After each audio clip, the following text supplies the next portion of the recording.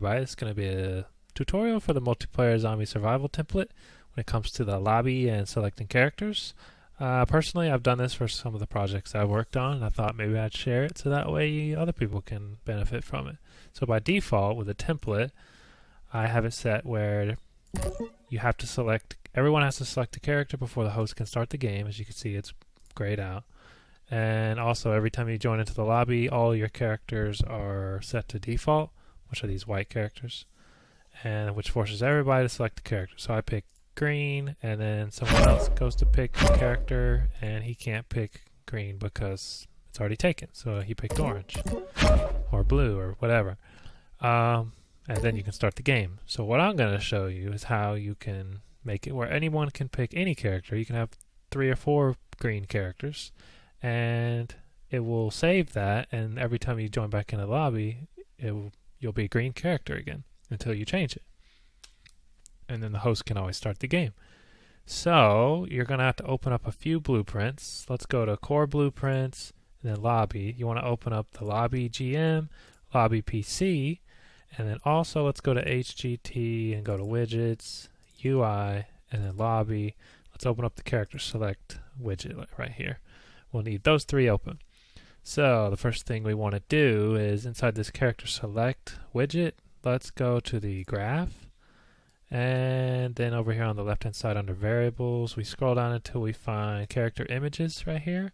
Let's right click that and copy it, and then let's go back over to our Lobby GM, and we want to paste that if we're here. So just click, well, you don't have to click anything, you just Control V to paste, and the variable will appear, and then you can click compile and save, and let's double check and make sure these images are, yep, those are our images. And we want, these have to be in the same order as the character images in your widget.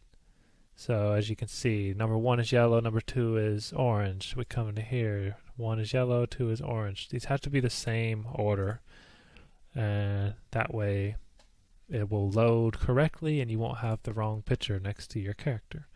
So if you go in and change these, make sure you also, and you're following this tutorial, make sure you've changed these inside the game mode as well. You could probably write something that pulls these so that will always be in sync, but for now I'm just going to do it this way. So now I need to make this actually save and work.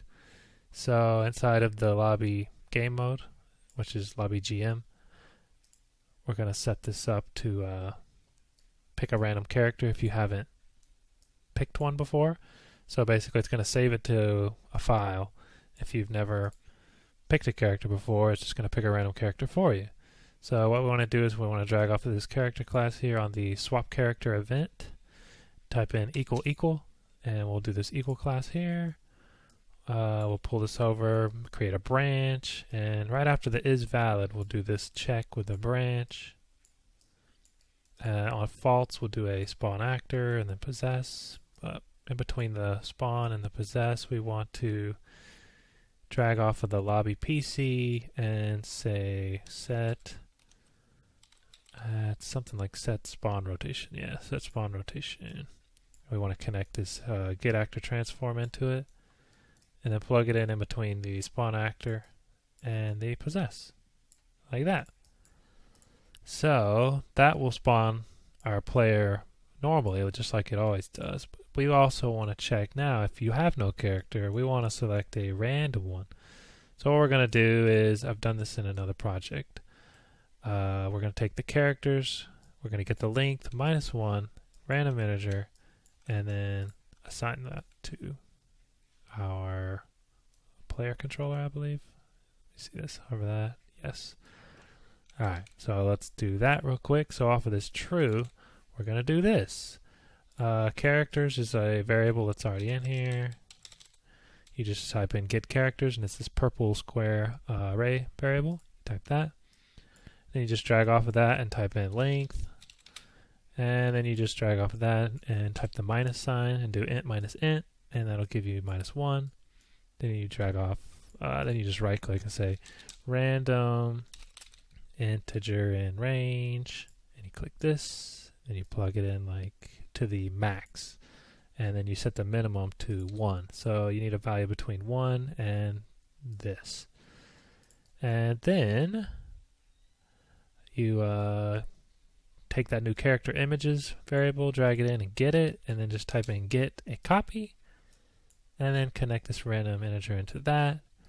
And then we need the node up here called assign selected character,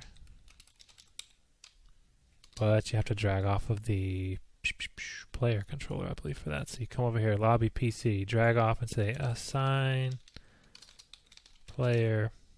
If I could just type assign selected character, sorry.